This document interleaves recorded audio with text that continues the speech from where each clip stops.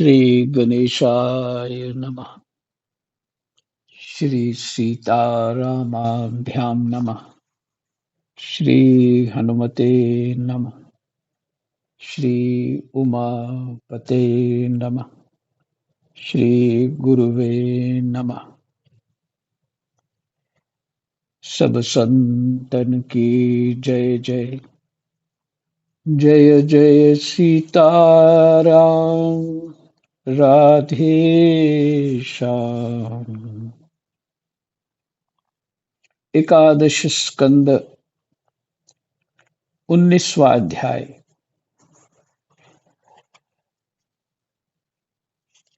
और जो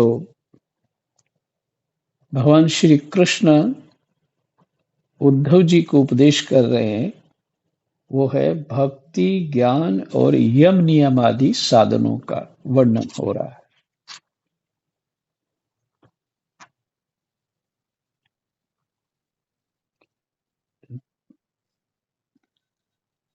अब बताइए।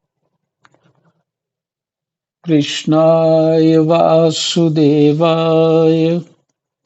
हरे परमात्मने प्रणतः क्लेशनाशाय गोविंदाय नमो नमः।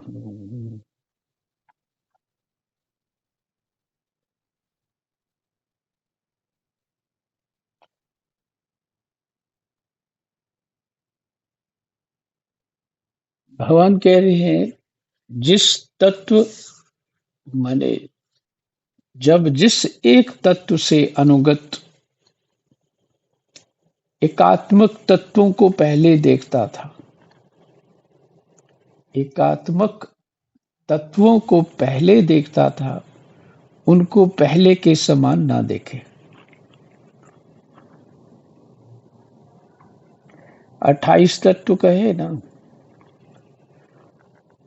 तो 28 तत्व को समझ लेने के बाद 28 तत्व जाने, फिर उनकी उत्पत्ति कैसे होती है और एक एक तत्व की प्रक्रिया और निर्माण ये सब कैसे होता है,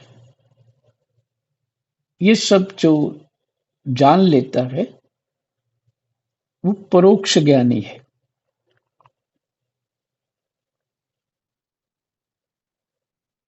भगवान कहते हैं जब जिस एक तत्व से अनुगत एकात्मक तत्वों को पहले देखता था, उनको पहले के समान ना देखे। अब वो इतना वो एक तत्व कौन है? आत्मा। उसके अनुगत एकात्मक तत्वों को पहले देखता था। बाकी सभी 27 तत्व जो हैं वो अलग मानता था,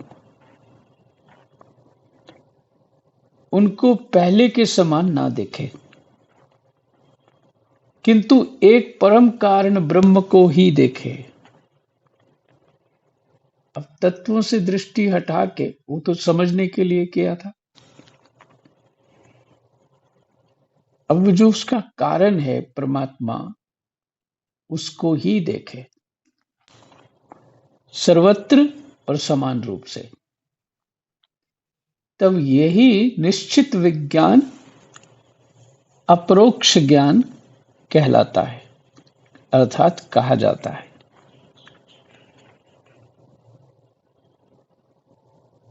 तो अगर किसी ने परमात्मा में चित्त लगा दिया और कुछ भी ना जाना, चित्त तो भगवान की कृपा से ही लगेगा, तो उसको भी अपरोक्ष ज्ञान है माना जाएगा, चाहे उसको समझ है कि नहीं है। लेकिन ऐसे तो लग ही नहीं सकता।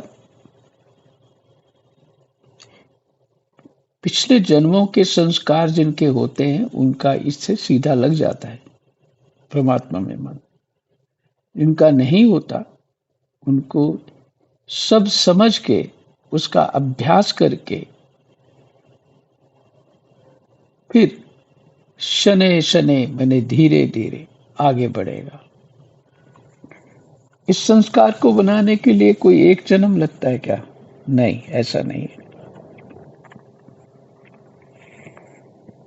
कि जीव अपने आप को इतना संयमित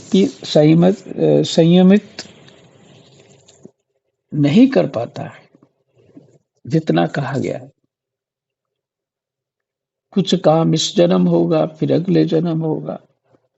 भगवत कृपा हो गई तो 2-3 जन्म में हो जाएगा।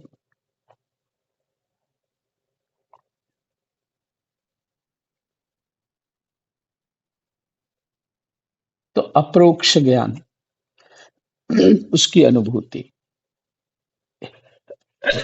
वे कह रहे हैं इस ज्ञान और विज्ञान को प्राप्त करने की युक्ति ये है कि यह शरीर आदि जितने भी त्रिगुणात्मक सावयव पदार्थ हैं, त्रिगुणात्मक सावयव, अवयव शब्द होता है, मैंने अवयव होता है अंग, तो सावयव तो समझ आ ही गया होगा। त्रिगुणात्मक पदार्थ हैं। दृष्टांत यह है कि मान लीजिए किसी ने कहा कि भाई दवाई बनानी है, पौधा ले आना। वो पूछेगा सावयव लाना है कि मैंने जड़ सहित लाना है, तो उसकी टहनियाँ, पत्ते सब कुछ आ जाएगा, फूल इत्यादि जो भी उसके ऊपर वो आ जाएगा। बहुत सी औषधियाँ ऐसे ही बनती है, पूरे पेड़ की बनती, पौधे की बनती। त्रिगुणात्मक सावयव माने त्रिगुणात्मक का जो विकार है, उससे जो उत्पन्न होते हैं, वो जो सावयव पदार्थ हैं, उनकी स्थिति, उत्पत्ति और प्रलय का विचार करें। कैसे उत्पत्ति होती है, स्थिति में कैसे पालन होता है और प्रलय कैसे होता है। जो तत्व वस्तु सृष्टि के प्रारंभ में और अंत में कारण रूप से स्थित रहती है, वही मध्य में भी रहती है। ये पहले भी सुन चुके हैं आप। मध्य में भी रहती है और वही प्रतीयमान कार्य से प्रतीयमान कार्यांतर में अनुगत भी होती है। प्रतीयमान प्रतीति से जोड़ लीजिए, वही मध्य में भी रहती है।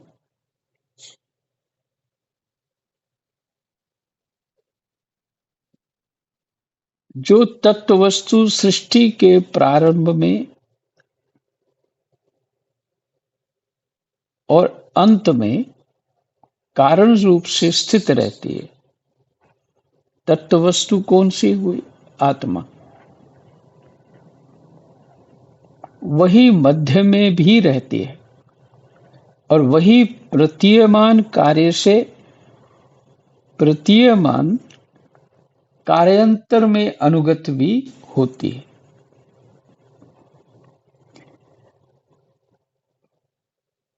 कार्य अनुगत भी होती, कार्य में भी होती है।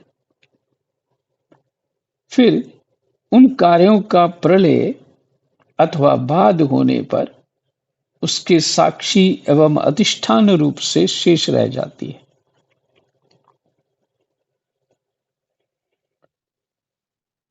फिर उन कार्यों का प्रलय माने कार्यों का लोप हो जाना अथवा बाध होने पर, बाध होना माने यहाँ पे नष्ट होना, क्योंकि प्रलय शब्द है ना, तो अथवा लिखा है, तो प्रलय अथवा बाध होने पर उसके साक्षी एवं अधिष्ठान रूप से शेष रह जाती है। उसके साक्षी कौन है? उस सभी प्रलय का, स्थिति का, उत्पत्ति का जो साक्षी है, अधिष्ठान रूप से शेष रह जाती है, माने वो तत्व रह जाता है। वही सत्य परमार्थ वस्तु है, ऐसा समझे।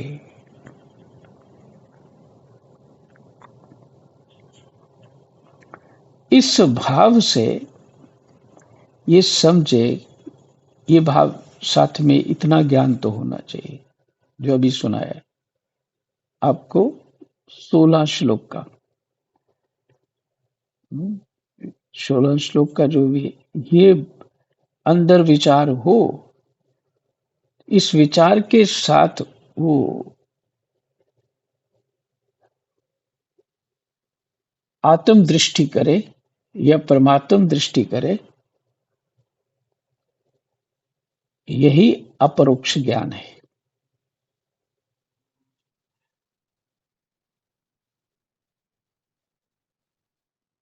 श्रुति प्रत्यक्ष एतिहा माने महापुरुषों में प्रसिद्ध। श्रुति प्रत्यक्ष, श्रुति फिर प्रत्यक्ष, ये महापुरुषों में प्रसिद्ध, और अनुमान, प्रमाणों में ये 4 मुख्य हैं। महापुरुषों में जो प्रसिद्ध है, इसका एक शब्द बोलना चाहिए, बोलना हो तो एति है, ये एति है, ये शब्द है, एति है। और अनुमान प्रमाणों में 4 ये मुख्य हैं। ये पाठ है, जितना भी भक्ति ज्ञान यम नियम का सुन रहे हो, जो ऑडियो के साथ पढ़ेंगे साथ साथ, पहले समझे फिर ऑडियो चलाइए फिर पढ़े, तब समझ में आएगा। बुद्धि में थोड़ा थोड़ा थोड़ा थोड़ा एक एक लाइन बैठाएंगे तब बात बनेगी।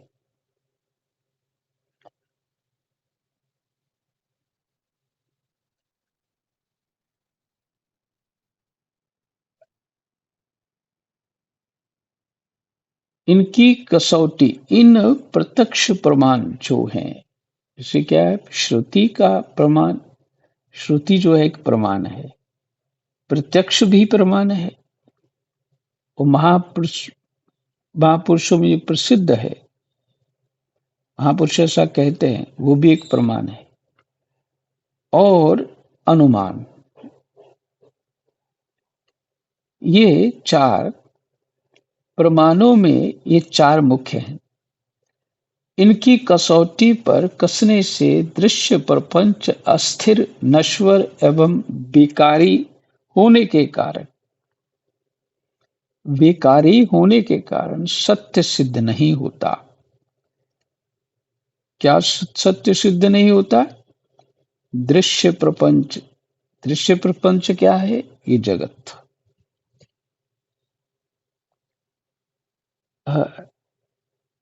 देखिए, दर्शन शब्द आ गया ना, तो आंख से तो दर्शन हो जाएगा।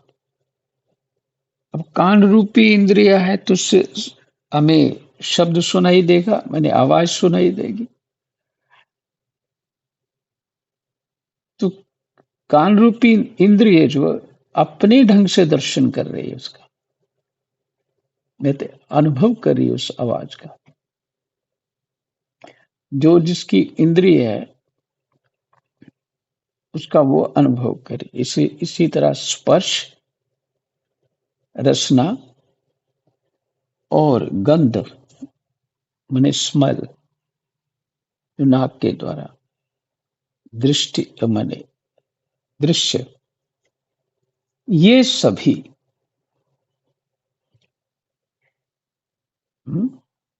दृश्य प्रपंच है।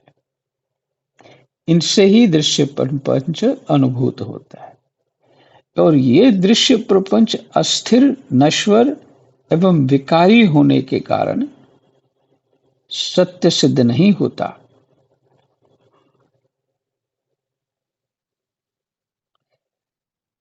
अब ये है कि तो हम सत्य मान के बैठे हैं, ये सब कुछ दिख रहा है, महसूस हो रहा है, हम कह रहे हैं सर्दी बरसात हो गई, थोड़ा सी ठंडक हो गई है। तो ठंडक कैसे अनुभव की हमने? स्पर्श से।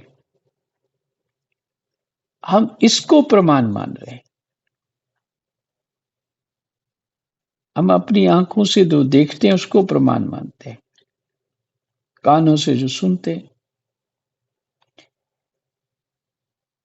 और नासिका से जो गंध लेते हैं उसको प्रमाण मानते हैं, रसना से जो स्वाद लेते हैं उसको प्रमाण मानते हैं। इन प्रमाणों के द्वारा ही, इन इंद्रियों के द्वारा ही किसी वस्तु, किसी दृश्य जगत को हम प्रमाण मानते हैं कि हाँ ये जगत तो है। पर समस्या ये इंद्रियां ही एल्यूजन है,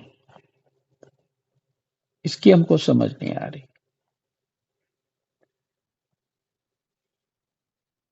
तो महापुरुष कहते हैं ये अस्थिर है प्रपंच और नश्वर है और विकारी है। मैंने एक से दूसरा विकार उत्पन्न होता गया, तो इसलिए इसी से ये प्रपंच उत्पन्न हो गया। तो इसलिए ये प्रपंच सत्य सिद्ध नहीं होता। तो अब जो ऊपर सुना दिया ये 16वां श्लोक, इसको 15वां 16वां श्लोक, सिद्ध नहीं होता, ये शब्द को समझने के लिए इसको फिर से देखना पड़ेगा।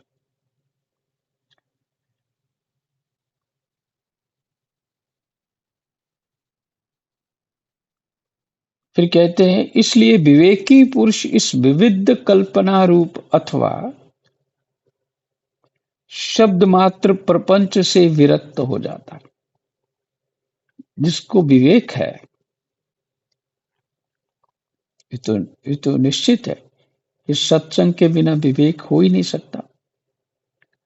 ठीक क्या है, गलत क्या है, क्या करना चाहिए, क्या नहीं करना चाहिए, इस जगत में क्या पकड़ना चाहिए, क्या छोड़ना चाहिए।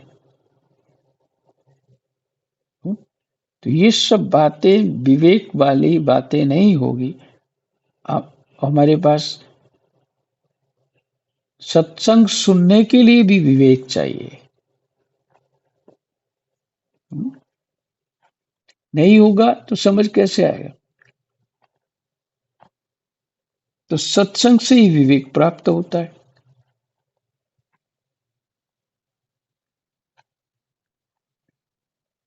विवेकी पुरुष को चाहिए कि वह स्वर्गादि फल देने वाले यज्ञादि कर्मों के परिणामी नश्वर होने के कारण ब्रह्मलोक पर्यंत स्वर्गादि सुख अदृष्ट को भी इस प्रत्यक्ष विशेष सुख के समान ही अमंगल, दुखदायी एवं नाशवान समझे।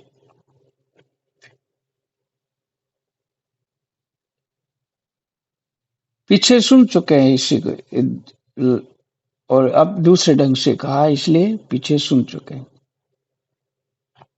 इस लोक प्रलोक का सुख और ब्रह्मलोक तक का सुख भी नश्वर है। तो जो वस्तु नश्वर है उसको कितनी देर पकड़ोगे, कितनी देर रह सकती है? तो कहते ये तुम जो अदृष्ट शब्द है ना, ये तुम्हारे संस्कार मैंने प्रारब्ध, पुण्य पाप जो तुम्हारे, अदृष्ट को भी इस प्रत्यक्ष विशेष सुख के समान ही अमंगल, दुखदाई एवं नाशवान समझे।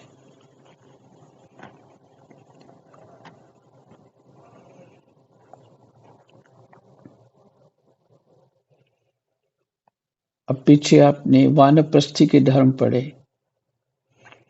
तो वानप्रस्थी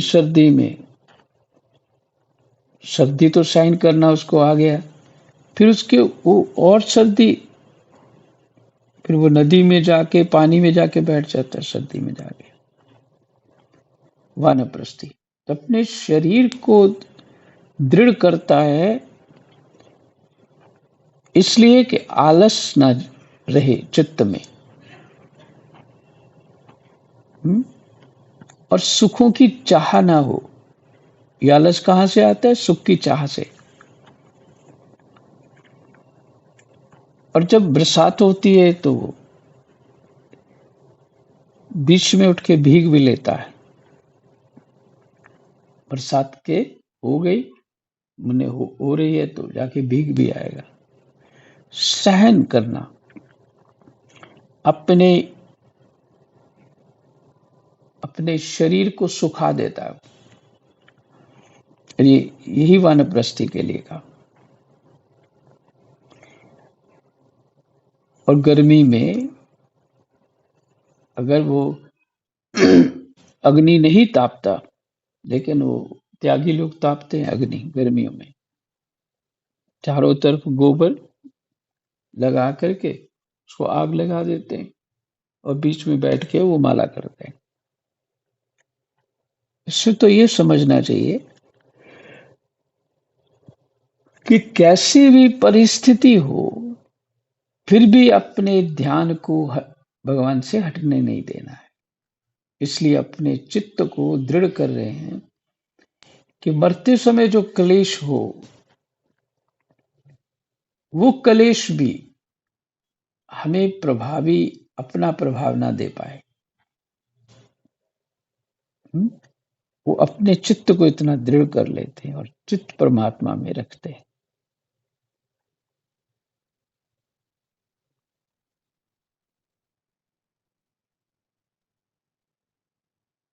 तो इस जगत से ऐसा जान करके इस जगत को विरक्त हो जाए, इस प्रपंच से विरक्त हो जाए कि अब मुझे कुछ नहीं करना, सिर्फ भगवान का भजन करना है। शास्त्र जैसा ऐसा कहता है वैसे वैसे मैं पालन करूंगा।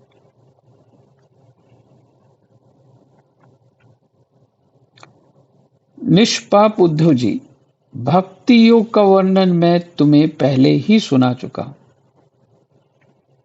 अच्छा, एक बात आप सबकी प्रसन्नता के लिए वाली बात है, वो क्या है? सभी लोग व्यस्त रहते हैं घर में, काम में, कोई आ रहा है, कोई जा रहा है, हर तरह की रोग भी है, सब कुछ है। फिर भी आप दृढ़ चित्त होके जो सुनते रहते हैं, दृढ़ चित्त होके इतने कलेश में होते हुए भी फिर भी उसको सुनते रहते हैं। ये अपने चित्त को भगवान के भजन में दृढ़ करने का प्रयास है और काफी कुछ आप सफल भी हैं इसमें। निरंतर सुनते रहते हैं हर परिस्थिति में। ये उपलब्धि है, ये भगवत कृपा से ही होती है।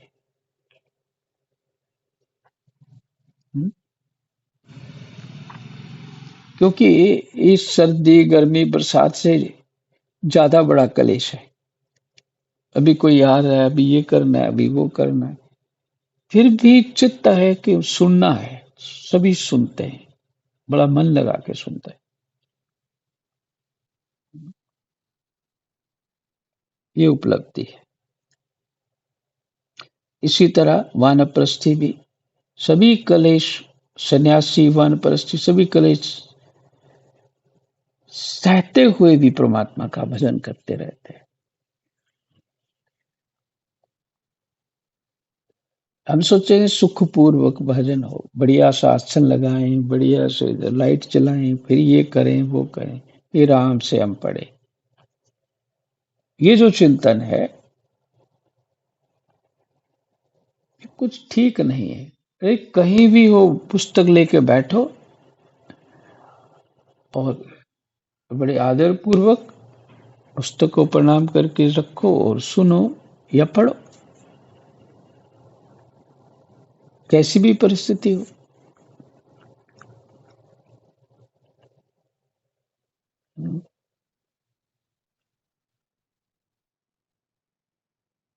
निष्पाप उद्धव जी, भक्ति योग का वर्णन मैं तुम्हें पहले ही सुना चुका हूँ, परंतु उसमें तुम्हारी बहुत प्रीति है, इसलिए मैं तुम्हें फिर से भक्ति प्राप्त होने का श्रेष्ठ साधन बतलाता हूँ।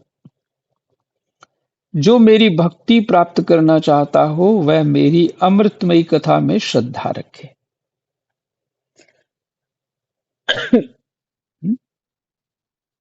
अब देखिए, राम जी ने यही कहा, कृष्ण भगवान भी यही कह रहे हैं। अमृत, तो वह मेरी अमृतमयी कथा में श्रद्धा रखे, निरंतर मेरे गुण, लीला और नामों का संकीर्तन करे, मेरी पूजा में अत्यंत निष्ठा रखे। और निष्ठा क्यों नहीं है पूजा में? कि हम आने जाने वालों को ज्यादा महत्व दे रहे हैं, पूजा पीछे कर देते हैं, जो आया गया उसको पहले बड़ा जरूरी है जी इसके लिए, लेकिन उसको साथ लगा लेना चाहिए। अच्छा पूजा हो रही है तुम भी बैठ जाओ, नहीं बैठेगा तो चला जाएगा, ठीक है। तो महत्व जो देना है अपने भजन साधन को देना, बाकी सब चीजों को करना है, पर गौण बुद्धि रखनी है उनके प्रति। तो भगवान जो है बता रहे हैं कि मेरी भक्ति की प्राप्ति कैसे होगी। मेरी पूजा में अत्यंत निष्ठा रखे और स्तोत्रों के द्वारा मेरी स्तुति करे, मेरी सेवा पूजा में प्रेम रखे और सामने साष्टांग लौटकर प्रणाम करे, मेरे भक्तों की पूजा मेरी पूजा से बढ़कर करे और समस्त प्राणियों में मुझे ही देखे, अपने एक एक अंग की चेष्टा केवल मेरे ही लिए करे,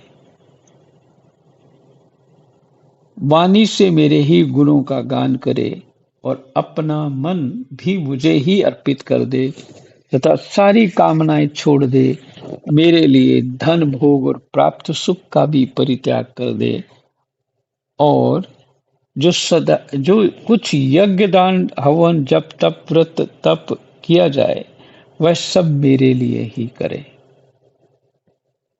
उद्धव जी, जो मनुष्य इन धर्मों का पालन करते हैं और मेरे प्रति आत्म निवेदन कर देते हैं, उनके हृदय में मेरी प्रेममयी भक्ति का उदय होता है और जिससे मेरी भक्ति प्राप्त हो गई उसके लिए और किस दूसरी वस्तु का प्राप्त होना शेष रह जाता है।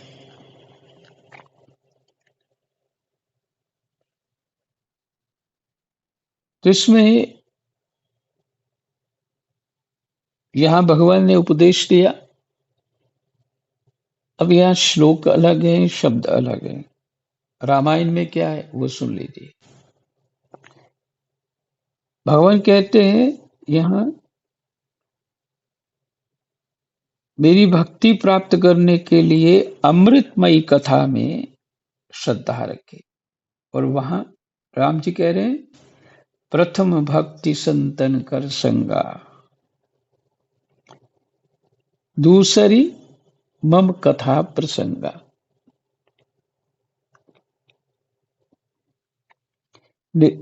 और फिर कह रहे, गुरु पद पंकज सेवा, तीसरी भक्ति अमान।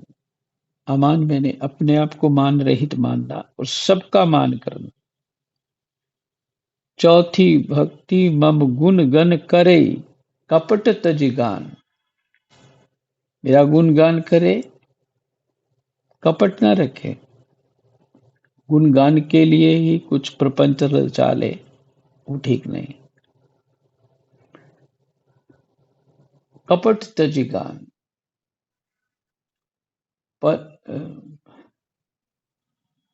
पंचम भजन सुवेद प्रकाशा, मंत्र जाप दृढ़ विश्वासा, पंचम भजन सुवेद प्रकाशा, छठदम शील विरति बहुकर्मा, निरत निरंतर सज्जन धर्मा, सातम सम मोहि मय जग देखे, सातम सम मोहि मय जग देखा, मोते अधिक संत कर लेखा। ये सब जितने भी ये 24 श्लोक तक है, ये 20 श्लोक से लेकर 24 श्लोक तक पूरा नवदा भक्ति है। इसमें आठम जथा लाभ संतोषा, सपने हुने देखई पर दोषा, नवम सरल सब सन छल हीना, मम भरोस ही हर्ष न देना। तो ये जितने ये श्लोक हैं ये पूरे वही है नवदा भक्ति। तो भगवान कह रहे हैं मेरी भक्ति प्राप्त करने के लिए इस तरह से भगवान की सेवा पूजा कथा में, श्रद्धा से कथा में भाव रखे और संकीर्तन करे। सब प्राणियों में मेरा ही रूप देखे और मेरे भक्तों को मेरे से बढ़कर के देखे। पूरा यहाँ पे नवदा भक्ति बता दी। 24 श्लोक हो गए, यहीं तक पाठ करते हैं। कृष्णाय वासुदेवाय हरये परमात्मने प्रणतः क्लेशनाशाय गोविंदाय नमो नमः। जय जय सीताराम। राधे श्याम।